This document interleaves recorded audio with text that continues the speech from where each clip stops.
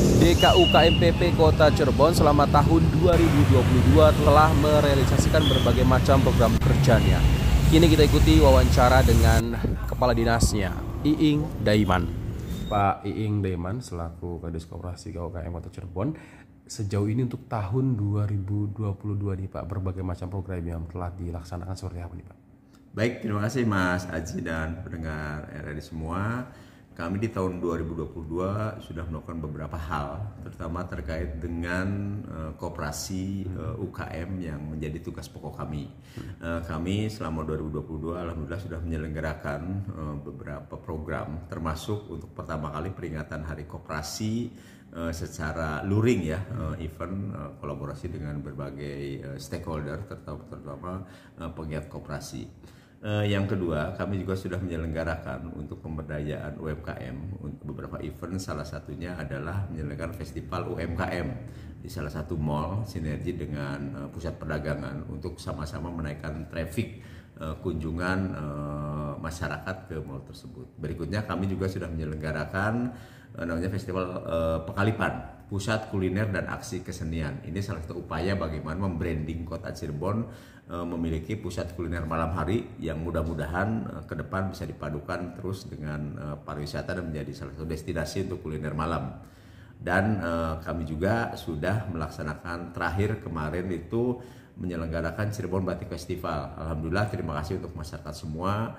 Event-event tersebut setidaknya bagian dari edukasi kepada anak-anak kita untuk sadar bahwa batik itu menjadi warisan UNESCO, warisan budaya yang perlu kita lestarikan.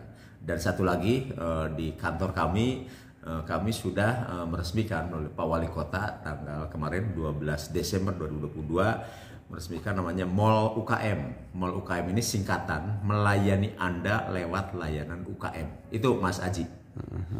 Nah, kira-kira apa nih Pak yang masih belum dicapai di tahun 2022 nih Pak Iing yang masih akan digarap tahun depan? Ya, kami walaupun tadi sudah seperti koperasi UKM, PKL sudah kami lakukan, tapi kami masih insya Allah tahun depan akan kami tingkatkan terus. Karena target-target kami sampai saat ini belum tercapai 100%. Contoh, ketika berbicara UMKM, kami ingin ke depan UMKM itu naik kelas. Dalam arti naik kelas itu baik secara kualifikasi SDM maupun kualifikasi produknya. Makanya melalui Mall UKM ini salah satu kami media kurasi kami untuk produk-produk UMKM. Alhamdulillah Mas Aji, ketika berbicara UMKM kami evaluasi ada tren meningkat baik dari kualifikasi SDM-nya maupun kualifikasi produk dan sebagainya, termasuk transaksi sudah mulai menggeliat. Terima kasih nih, bahkan kami di Mall UKM ini tidak hanya menampung produk UMKM Kota Cirebon saja, tapi dari Majalengka, Indramayu, Kuningan, Kabupaten Cirebon, bahkan ada dari Pangandaran juga. Tapi tetap kami prioritasnya untuk UKM Kota Cirebon gitu, karena tupoksi kami adalah membina, memberdayakan UMKM yang ada di Kota Cirebon. Itu Mas. Nah, selama 2022 nih Pak Iing Daiman, kaleidoskop di Kota Cirebon dalam hal ini dunia perekonomian, perdagangan dan lain sebagainya, koperasi UMKM.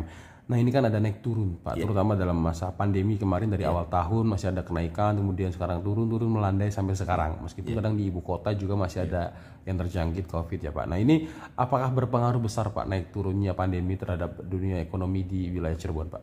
Ya, kemarin memang sempat ya di akhir-akhir, anggap sekarang itu sudah katakanlah sudah lewat ya, walaupun memang belum clear betul.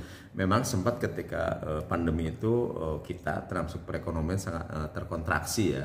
Contoh ketika berbicara UMKM juga karena termasuk para pedagang kaki lima juga karena ada tanda petik ada larangan atau pengurangan tidak boleh dine in, tidak boleh makan di tempat dan lain sebagainya, sehingga sedikit banyak berpengaruh. Tapi pasca pandemi, katakanlah sekarang trennya alhamdulillah tumbuh cukup signifikan.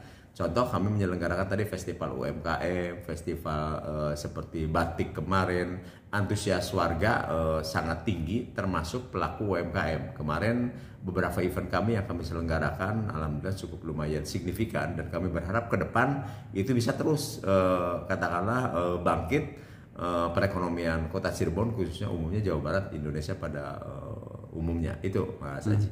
Resolusi terbaik di tahun 2023 apa nih yang ingin banget dicapai dari Pak Iing Daiman dan kawan-kawan di wilayah Kota Cirebon? Ya, kami berharap tahun depan sinergi kolaborasi itu terus ditingkatkan. Karena memang selama ini juga kemarin program-program kami banyak program kolaboratif kami dengan stakeholder, contoh untuk pengendalian harga ya. Kami kerjasama dengan teman-teman BI, Bulog, PPI, Pusat Perdagangan Indonesia, termasuk dengan yang lainnya pelaku retail, mall juga kita kolaborasi.